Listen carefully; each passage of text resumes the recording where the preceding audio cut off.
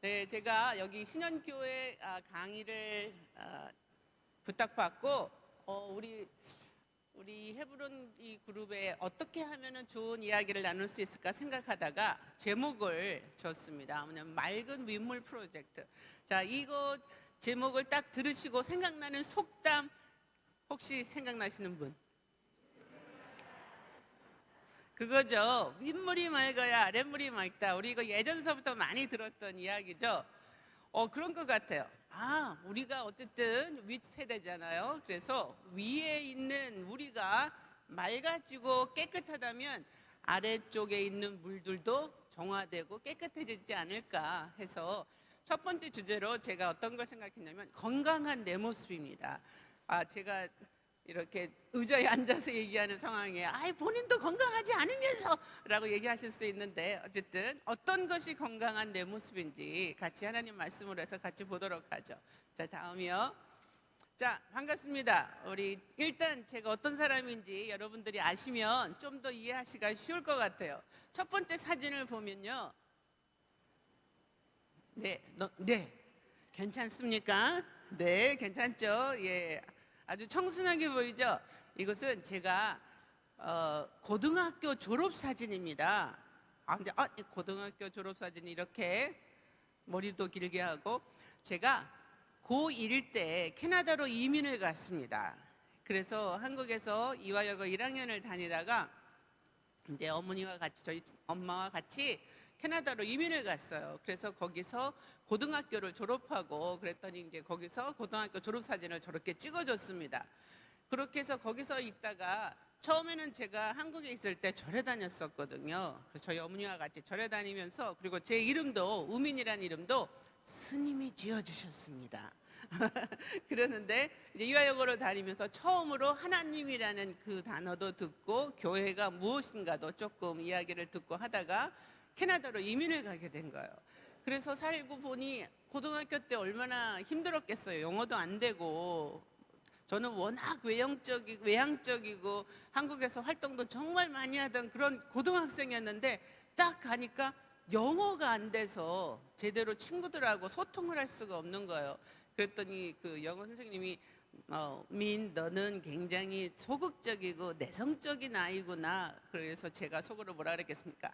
아니거든요. 저 굉장히 활발한 사람이거든요. 말이 안 나오니 어떡하겠어요. 어쨌든 그러다가 제가 하나님을 만나고 내 인생에 있어서 나를 이끌어 주실 분은 하나님이시다라는 그 생각에 딱 자로잡히니까 내가 캐나다에 그냥 온 게 아니라 하나님이 분명히 나를 하나님 나라에 필요한 일꾼으로 쓰시기로 작정하시고 저를 부르셨구나 하고, 그래, 신학교를 가서 공부를 해야 되겠다라고 생각을 하고 고등학교 졸업해서 신학교로 들어가는데 2년 저보다 더 선배인 공대생 그 한국 학생이 같이 들어가게 됐어요. 첫날부터 같이 다니다 보니까 그런 게 있죠. 더러운 게 정이라고. 같이 매일 수업을 같이 듣다 보니까 너무 친해져 버린 거예요. 그래서 결론은 우리 둘이 이렇게 데이트만 할 게 아니라 아예 결혼을 해버리자. 그래서 제가 대학교 2학년 때, 저희 남편은 또 마찬가지로 대학교 2학년이었지만 저보다 2살은 많죠. 아예 결혼을 하고 학교 생활을 마쳤습니다. 그래서 캐나다에서 대학교를 졸업하고 우리가 좀 더 공부를 해야 되겠다. 그래서 미국 시카고에 있는 대학원으로 유학을 갔어요.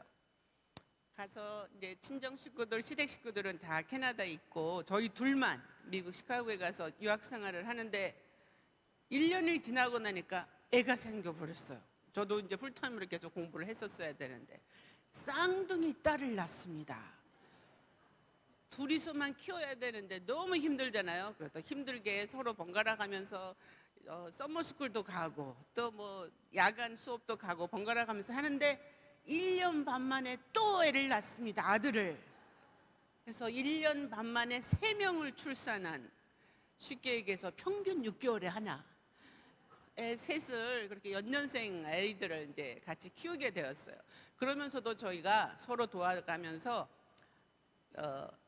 공부를 중단하지 않고 서로 아기 봐주면서 그렇게 이제 졸업을 했습니다. 그리고 나서 아무래도 이제 제가 또 아이들을 위해서 유치원 그 데리고 다니는 게 좋을 것 같아서 제가 또 몬테소리 선생님 자격증도 받고 해서 사진 보여주시면 이게 이제 그 아이들이랑 저희 남편하고 찍은 사진입니다. 이렇게 되어 있고 또 하나의 사진을 보여주시면 이 애들이 저 애들입니다. 그래서 딸 쌍둥이 그리고 아들 지금 벌써 다들 30이 넘었는데 아직 결혼을 안 한 건지 못 간 건지 이렇게 싱글로 있습니다. 그래서 아이들이 지금 벌써 다 일하는 상황이 되어서 딸 쌍둥이에서 큰 애는 유치원 선생님, 작은 애는 고등학교 선생님, 그리고 막내 아들은 이제 치과 의사로 지금 열심히 돈을 벌고 제가 이제 가끔 방문하면은 용돈을 쥐어주는 그런 단계가 되었습니다. 자, 제가 이 말씀을 드리는 이유가 뭐냐면 여러분이 저의 상황에 대해서 조금 더 아시면 제가 하는 그런 내용에 대해서 좀 더 이해하시기 좋을 것 같아요. 자, 다음 장을 볼까요? 자, 여러분 오늘의 주제가 건강한 자아잖아요. 자, 자아상이라는 것은 자, 글씨가 잘 안 보이는데 자신의 역할이나 존재에 대하여 가지는 생각입니다. 남이 나한테 뭐라고 그러는 것도 나에게 영향을 주지만 내가 나를 어떻게 생각하는지 나의 역할 그리고 뭐라 그랬어요? 나의 존재에 대해서 나는 어떤 사람인가. 자, 여러분 그렇게 생각하시겠죠? 내가 이 나이에 아직도 내가 누군지 모르겠어? 자, 그런데 어느 가수의 이야기도 있다시피 내가 나를 모르는데 네가 나를 알겠느냐 그런 가사도 있죠. 네. 우리는 나에 대해서 가장 잘 아는 것 같은데 어느 때는 정말 몰라요. 내가 왜 이러지? 그럴 때도 많이 있고 그리고 조금만 남이 뭐라고 하면은 금방 흔들리는 게 우리 자아입니다. 우리의 생각입니다.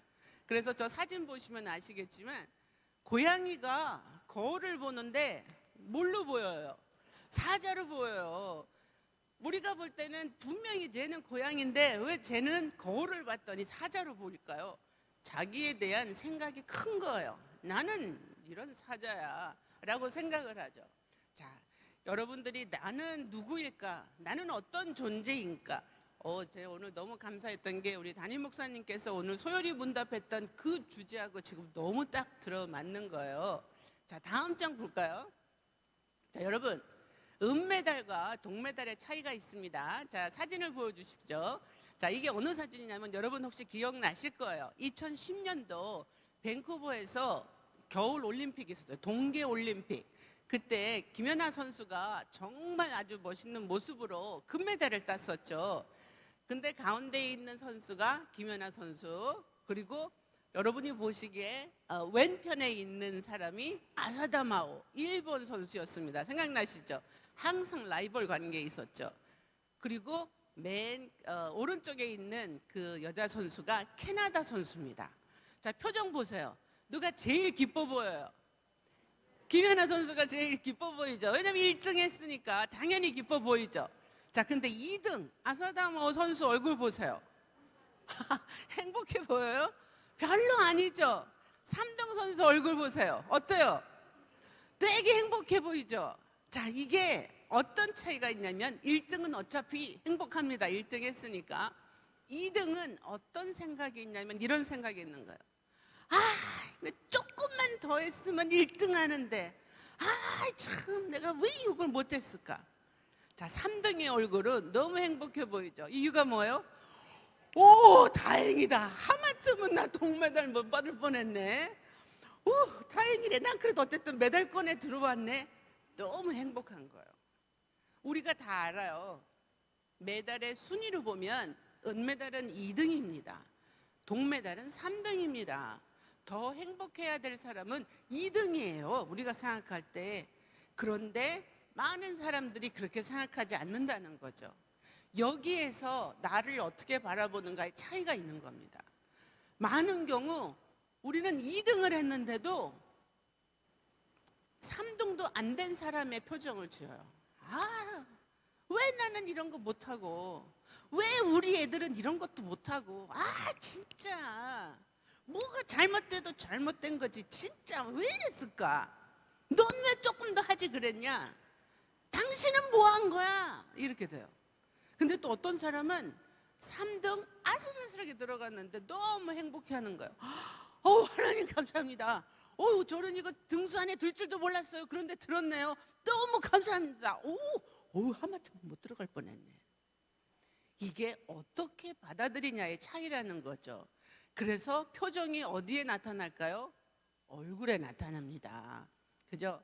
아브라함 링컨이 그랬다 그러죠? 40대 이후의 얼굴은 본인이 책임져야 된다 그랬죠?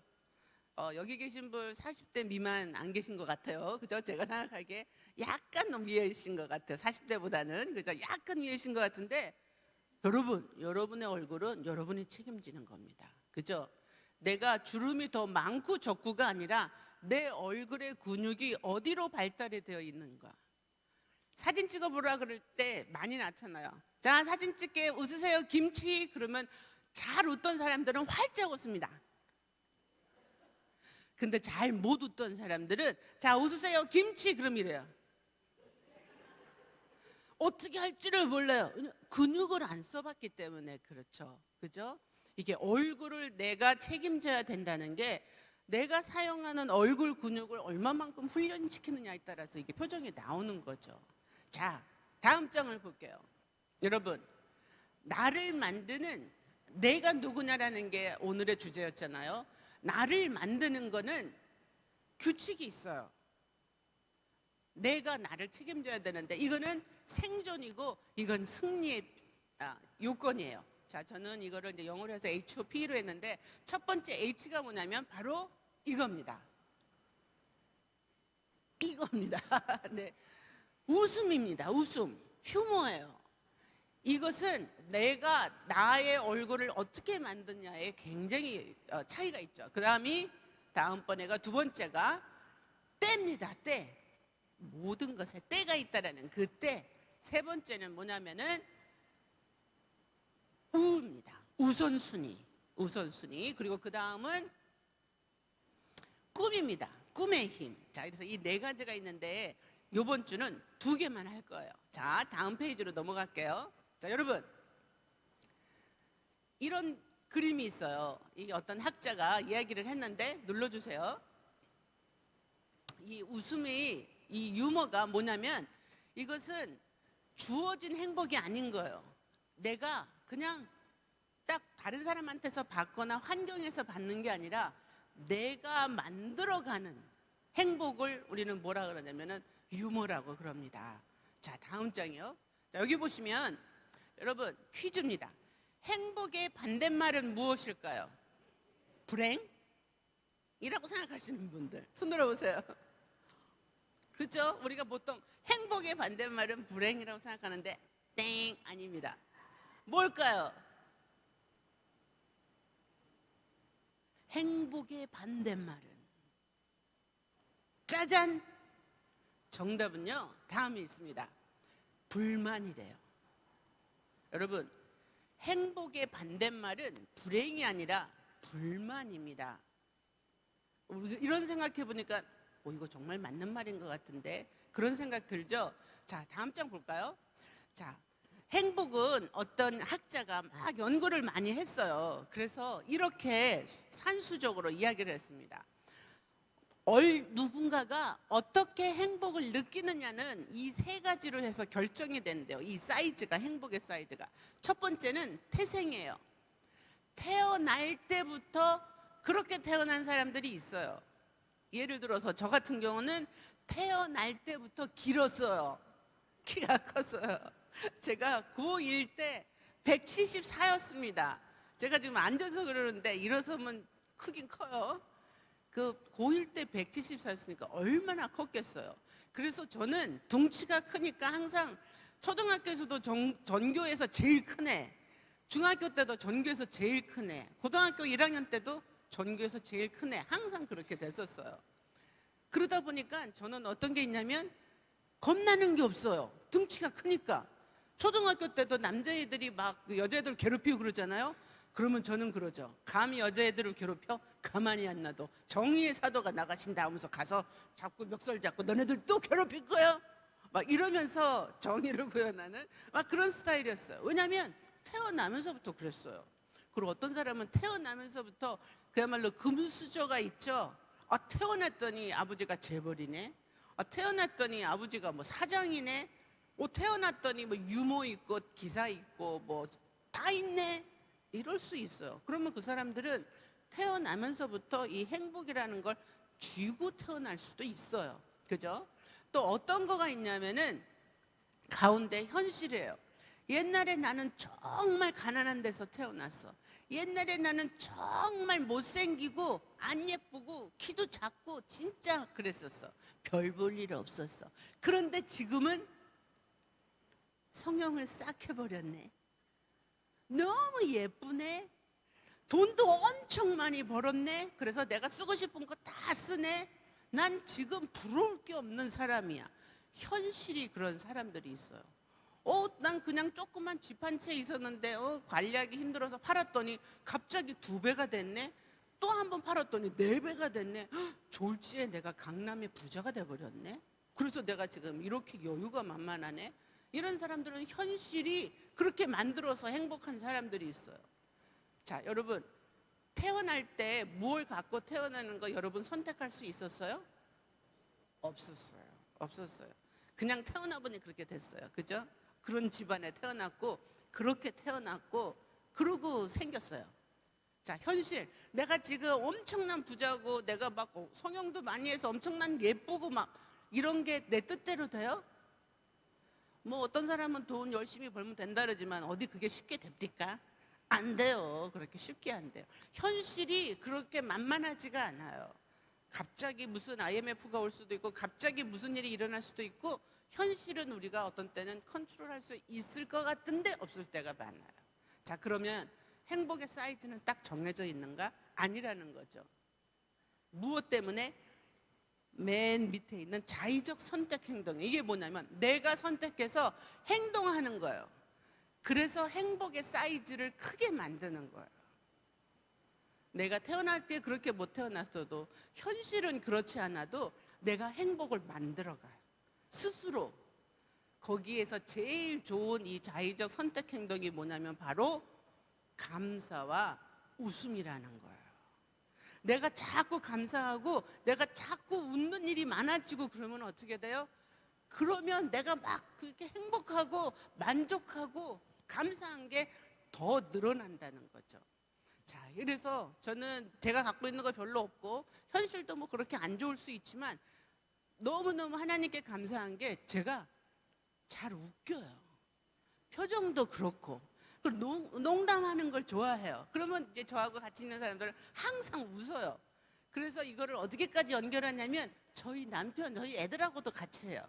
자, 저희 남편 지금 밑에 저 끌고 다니느라고 살 요즘 많이 빠졌는데 저희는 이제 올해가 39주년 됐어요. 결혼한 지. 근데 39주년이면 여러분들도 뭐 많이 이해를 하시겠지만 그냥 남편, 아내는 전우예요. 전우. 그죠? 같은 힘든 생활을 같이 이겨온 전우 파트너고 그래요. 막 애틋하고 그러진 않잖아요.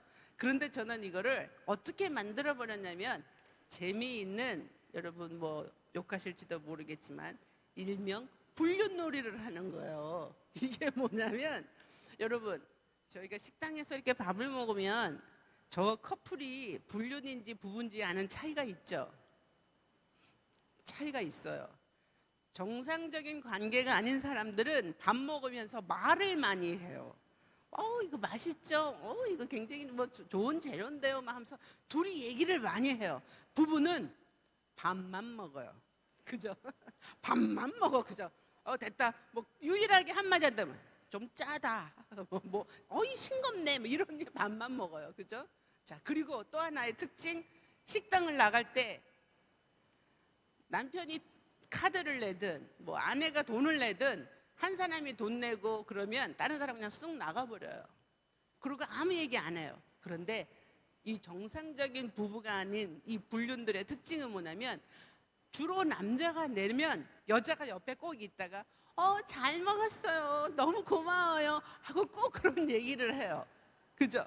그래서 제가 아이디어를 내서 우리 남편이 뭘 사주고 그러면은 어차피 같이 먹은 거지만 남편은 이제 송교수예요. 송목사인데 저는 이렇게 얘기해요. 딱 먹고 식당을 나올 때 남편 팔을 끼면서 어머 송 사장님 잘 먹었어요. 그러고 얘기해요. 송 사장님이라고 불러줘요. 그럼 우리 남편은 맞장구를 치는 거죠. 임여사가 좋아하는 거라면 언제든지. 딱 그러고 얘기를 해요. 그럼 둘이 막 웃겨 죽겠다 그러고 들어와요. 자, 여러분, 이게 별거 아닌데 저희들은 재밌어요. 웃겨요. 그러면 이제 깔깔대고 웃고 그러면 이게 이제 버릇이 돼갖고 저희 아이들도 밥 먹고 나면 아빠 잘 먹었어요가 아니라 송 사장님 잘 먹었어요. 다들 그렇게 얘기를 해요. 부부들끼리 별거 아닌데 계속 웃음을 만들어 가려고 노력하는 거, 그게 저는 5만 원짜리 10만 원짜리 음식 먹은 것보다 더 값어치 있다고 생각을 해요. 8천 원짜리 먹으면 어때요? 그런데 송 사장님 너무 잘 먹었어요, 고마워요 라고 얘기하고 남편은 임 여사가 좋아하는 거라면 언제든지 라고 얘기할 수 있는 그 화답, 그런 게 행복 아닐까요? 그죠? 이런 거를 만들어가는 거예요. 자, 여러분들 혹시 부군께서 계시면 오늘 저녁에 어디 가서 무엇을 사주셨다, 뭐 딴 주중이라도 그러면 한번 꼭 얘기해 보세요. 아우, 김 사장님 너무 맛있어요. 한번 얘기해 주세요. 은근 좋아하실걸요. 이제 자, 여기 앉아 계신 장로님들 굉장히 근엄한 표정으로 계시는데 그 차이가 그런 거래요. 누군가에게 무엇을 베풀었을 때 나이든 그 배우자나 그 가족들이 가장 놓치는 게 뭐냐면 감흥이 없는 거예요. 뭘 사줘도 고마워할 줄을 모르고 어딜 가도 좋은 줄을 몰라. 그냥 당연하고 이제 그저 그러네 뭐, 항상 고마운 줄을 모르니까 자꾸 안 하게 되는 거죠. 그죠? 자, 그래서 행복의 사이즈를 크게 하려면 어떻게 돼요? 자꾸 더 늘리는 거예요. 무엇을? 내가 할 수 있는 것, 감사하는 것, 웃는 것. 자, 근데 여러분들 이렇게 하실 수 있어요. 교수님, 저는요 워낙 성격이 묵뚝뚝해갖고요, 저는 그런 농담 못해요 라고 하실 수도 있어요. 자, 그러면 여러분 어떤 걸 하실 수 있냐면, 웃기지 못하시면 웃기라도 하세요. 왜냐면 사람마다 다 재주가 틀려요. 어떤 사람은 무슨 똑같은 얘기를 해도 재밌는 사람이 있어요. 그러면 빵빵 터지는 사람이 있는데, 어떤 사람은 뭐 얘기하면은 썰렁한 사람이 있거든요. 그런데 표정에서 누가 웃긴 얘기를 했는데 막 이런 사람이 너무 웃겨 막 빵 터지는 사람이 있는가 하면, 어떤 사람이 이런 사람이 있어요. 썩소를 날래. 썩은 미소.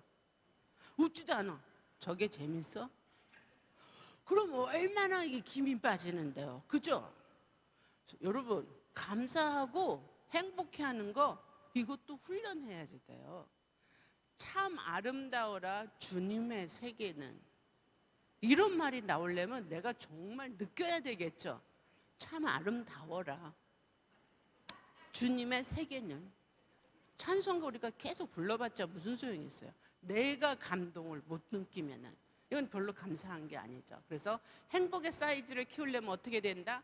자꾸 감사하는 말, 웃어주는 것, 웃기지 못하면 웃기라도 하는 것, 그죠? 그런 거라도 했으면 좋겠습니다. 자, 다음으로요, 또 뭐가 있냐면, 두 번째로, 아까는 웃음이었어요. 두 번째는 뭐예요? 자, 눌러주시죠. 때의 힘입니다. 자, 지금같이 막 더워지는 때에 목욕탕에서 일하는 그 종업원이 그랬대요. 사장님 큰일 났어요. 우리 가게문 닫아야 될 것 같아요. 우리 목욕탕. 그래서, 왜? 이게 더워지니까 손님도 안 오잖아요. 이거 물값도 많이 나오고 보일러 값도 많이 나오고, 우리 아무래도 문 닫아야 될 것 같아요. 사장님 딱 한마디 하셨답니다. 걱정 마라. 사람은 다 때가 있다.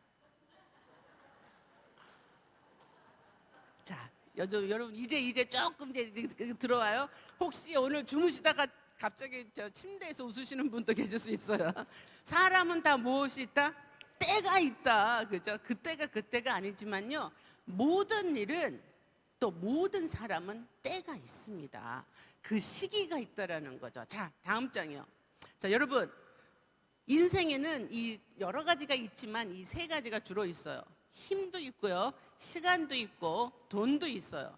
그런데 이게 항상 세 가지가 같이 있으면 좋은데 그럴까요? 그러지 않은 때가 많아요. 자, 어떤 상황이냐면 이거죠. 다음. 자, 한 번 더요. 청년기 20대 애들은요, 힘은 엄청 좋아요. 시간도 엄청 있어요. 근데 돈이 없어요, 그때는. 그죠? 그 다음에 장년기 30, 40대는요, 힘도 있어요. 근데 돈도 좀 있는데 시간이 없어요. 너무 바쁜 거예요. 직장 생활하고 애 키우느라고. 그렇죠? 자, 그 다음에 마지막. 노년기는 힘도 없는데 돈도 없는데 시간은 엄청 많아요. 그죠? 이게 현실이에요. 결국은 어느 시기를 보나 이 세 가지를 다 갖고 있는 때가 있다 없다?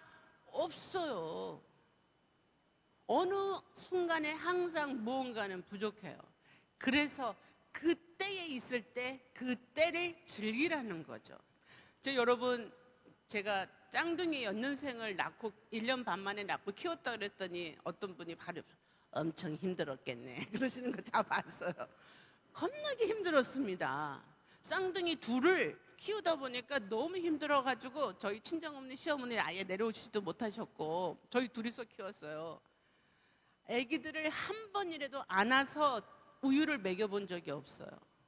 왜냐면은 하나를 우유 먹이면 딴 애가 울거든요, 배고프다고. 그러면 빨리 내려놓고 얘를 또 빨리 안아서 우유 먹이면 얘는 또 울어요. 왜 먹다가 중간에 빼냐고.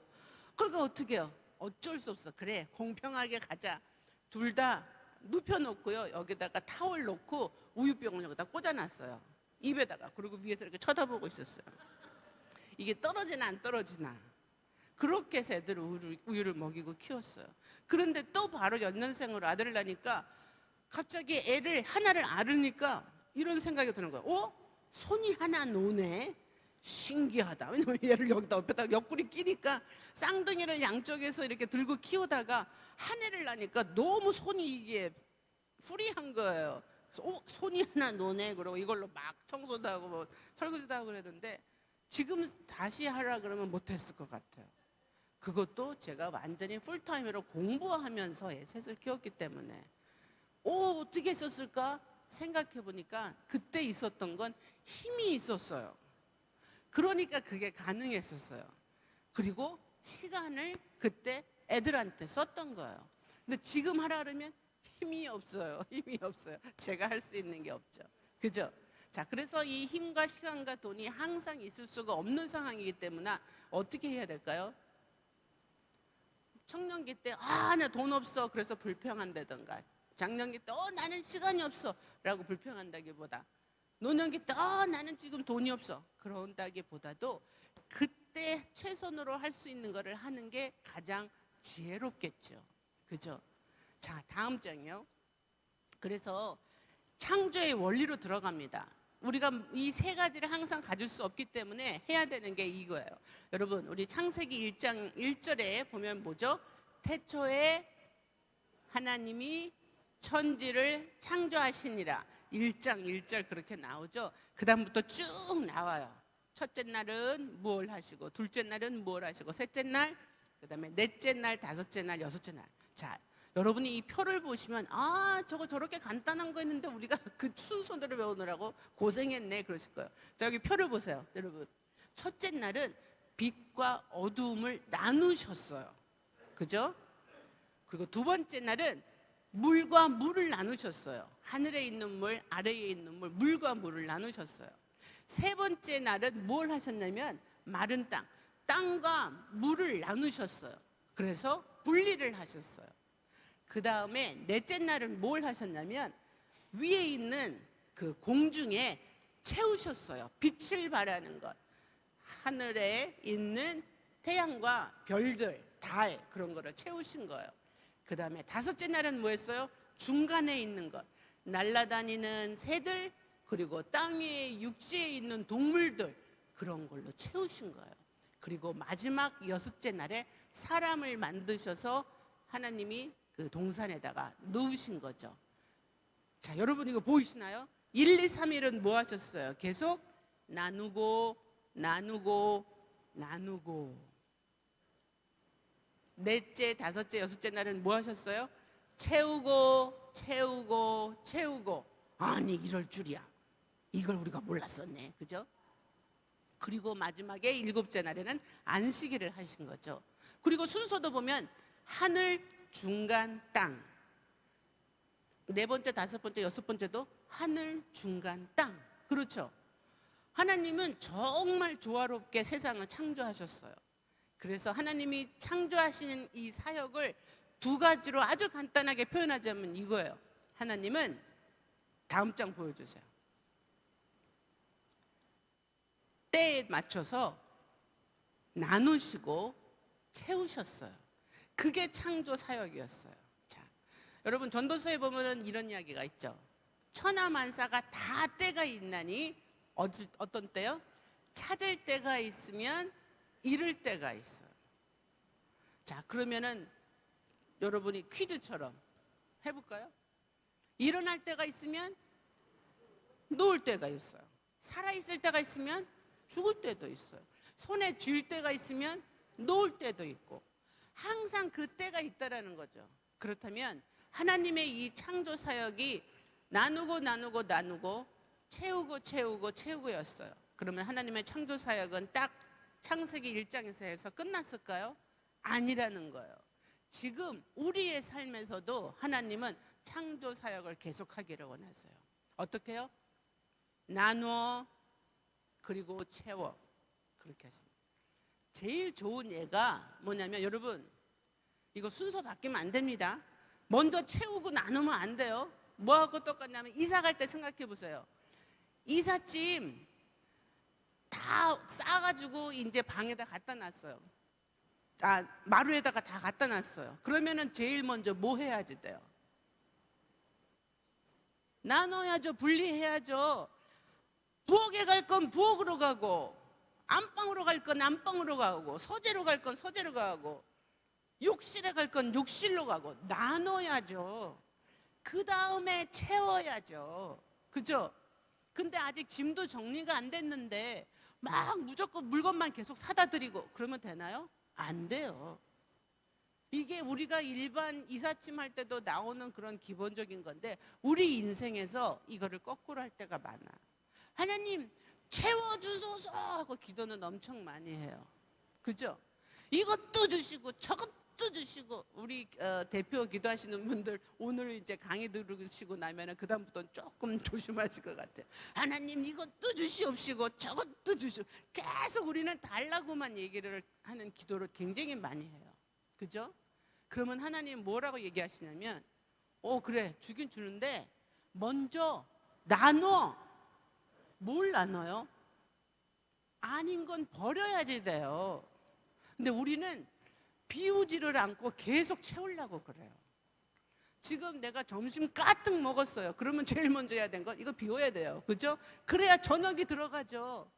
지금 이거 소화도 안 됐는데 계속 먹으면 어때요? 체해요. 아파져요. 근데 우리는 안 좋은 것을 쌓고 있는데도 계속 하나님 주시옵소서 그래요. 어떤 거가 있냐면 잘못된 관계는 분리해야죠.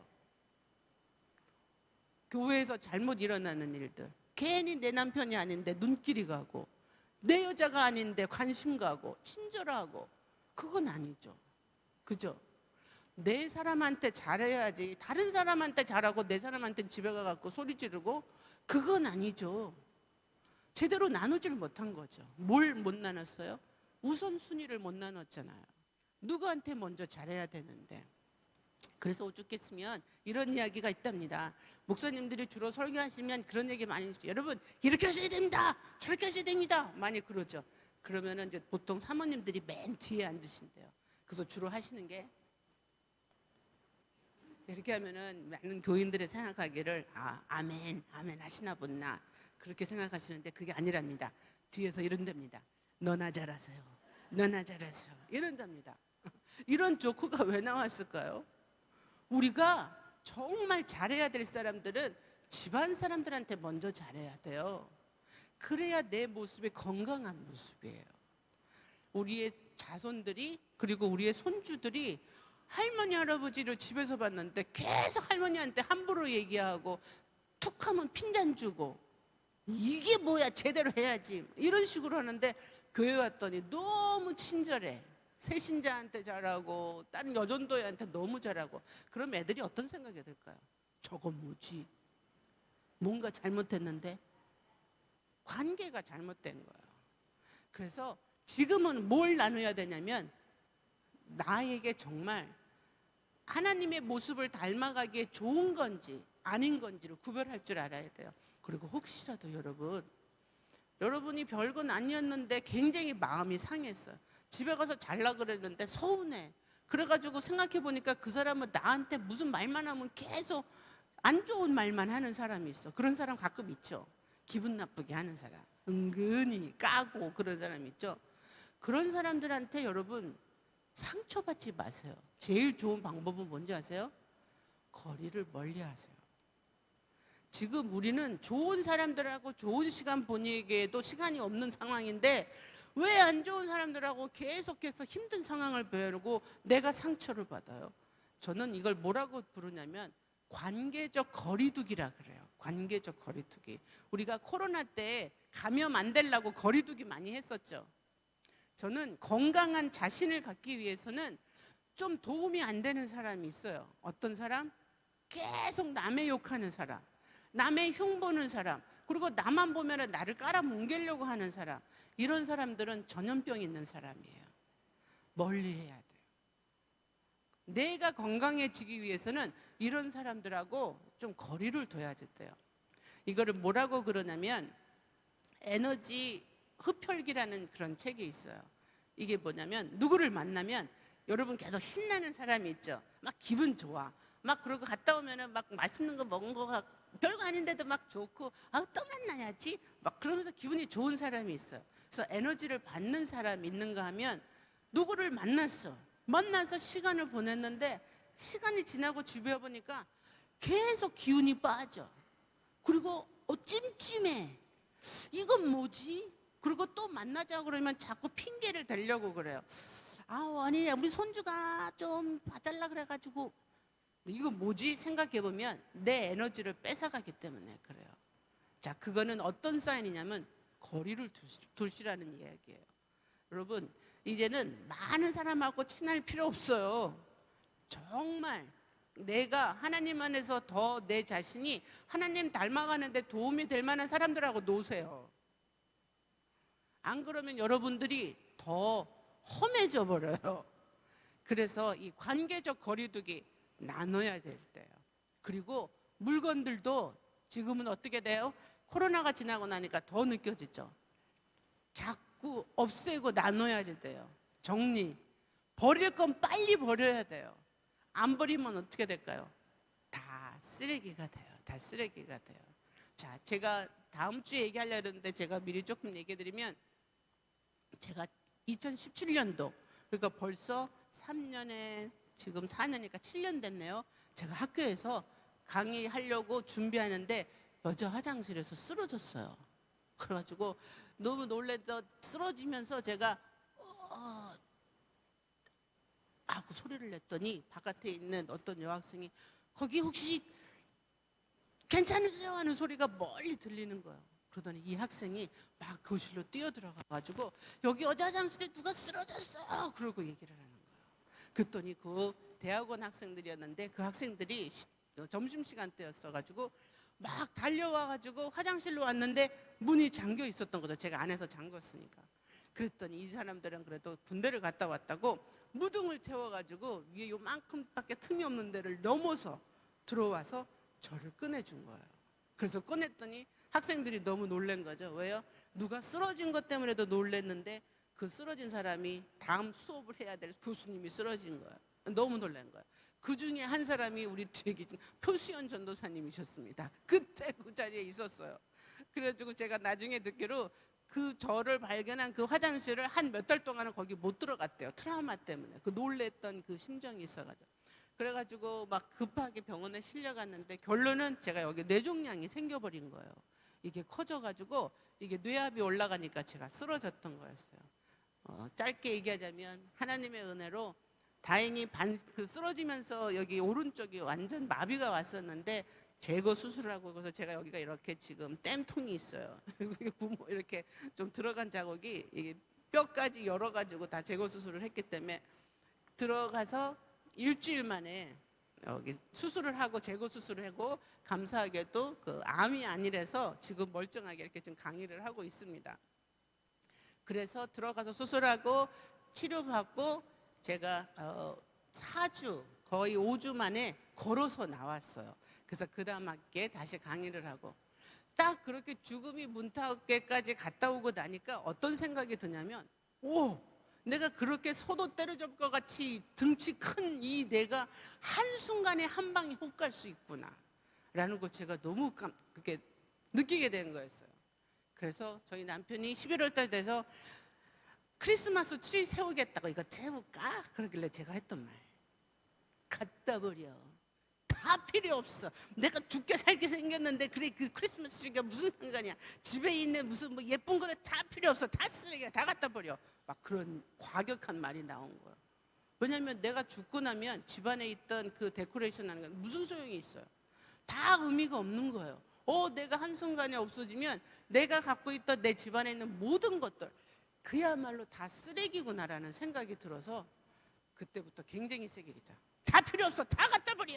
그랬더니 저희 남편이 그다음부터 저에게 잘했습니다.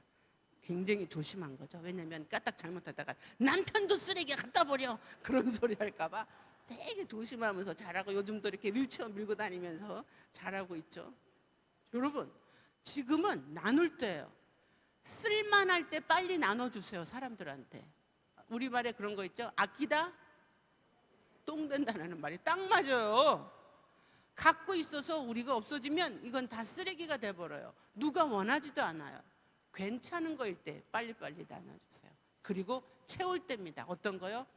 내가 가져줄 수 있는 하나님의 기쁨, 하나님의 감사, 이거를 채움으로 인해서 어떻게 돼요? 내가 하나님의 창조 사역에 지금도 참여하고 있는 거예요. 나는 나눌 것 빨리빨리 나누고, 정리할 것 빨리빨리 정리하고, 나는 채울 것이다. 뭘로? 정말 의미 있는 것.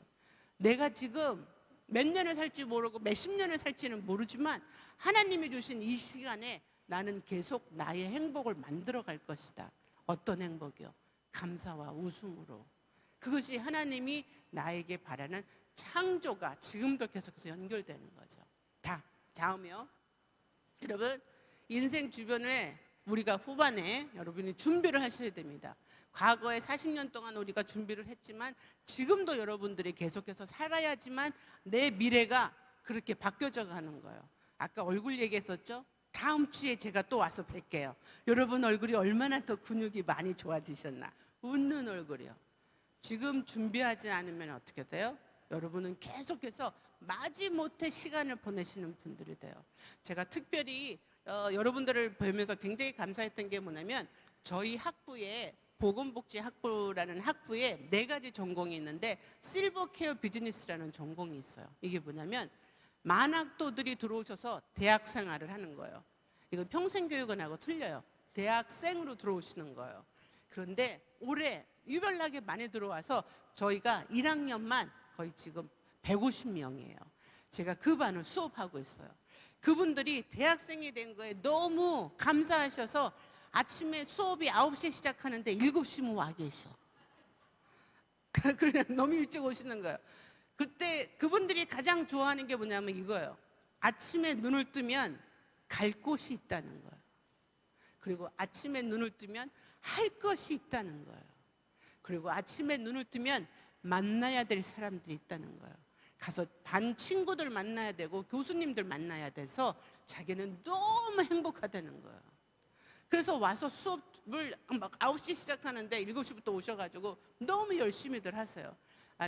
이제 또 막 전문 용어들 나오고 강의 막 하면은 이제 또 금방 또 죽는 소리 하죠. 아유, 교수님 머리가 안 돌아가고 저희 도대체 기억을 못 하겠어요.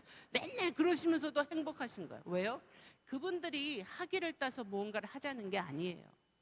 내가 정말 하나님 안에서 내 자신을, 내가 사회복지의 자격증을 딸 수 있으니까 이걸 못 따도 괜찮다. 나는 정말 무언가를 하려고 하는 것이 있다라는 것에 본인들이 너무 감사하고 행복하신 그런 생활을 하는 거예요. 그래서 여러분들 혹시 다음 내년도에 혹시라도 들어오시고 싶으시면 저에게 연락 주세요. 제가 안내해 드리겠습니다. 우리 학부에 들어오실 수 있습니다. 자, 다음이요. 자, 여러분 다음 주는 우리가 무엇을 할 거냐면요. 첫 번째로 이제 우리가 오늘 웃음의 힘에 대해서 이야기를 했었죠. 또 한 번 다음 거는 그다음에 뭐였어요? 때. 모든 것이 때가 있다.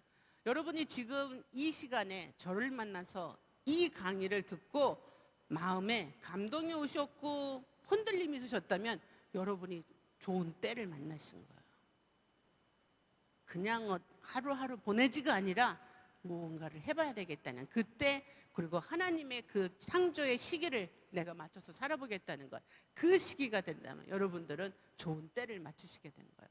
자, 다음 주에는요 제가 무엇에 대해서 할 거냐면은, 자 보여주시죠. 우선순위의 힘입니다. 우라고 되어 있어요. 우선순위. 다음은요 마지막으로 꿈의 힘입니다. 이 내용들이 다 같이 연결이 되어 있어요. 그래서 여러분들이 다음 주까지 같이 강의를 듣고 마음에, 그리고 우리 인생에 있어서 하나님이 우리 인생을 통해서 원하시는 게 무엇이고 어떻게 나가시기를 원하시는지 그 계획과 꿈을 가지시는 그런 시간 됐으면 좋겠습니다.